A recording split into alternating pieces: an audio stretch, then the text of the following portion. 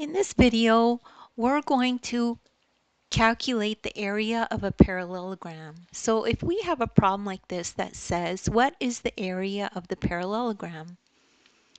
And here's the parallelogram, and the base is 8 meters, and the height is 6 meters.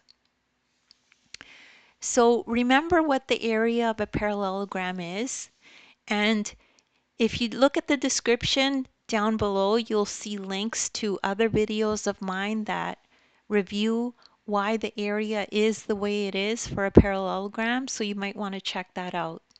Okay, but the area calculation for a parallelogram is the base times the height. So we know the base is 8 meters and the height is 6 meters for this particular parallelogram. So now the second step now is to put these numbers into the formula. So area equals base times height. So it equals 8 times 6, which equals to 48.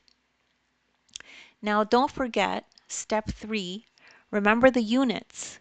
The lengths are measured in meters, so the area is measured in square meters. So the units are square meters, and the area is 48 square meters. And that's the end of this problem. And don't worry if you don't get it right away, just rewatch the video. And like I said, you could take a look at the description. There's links there to other videos of mine that explain this a little bit more.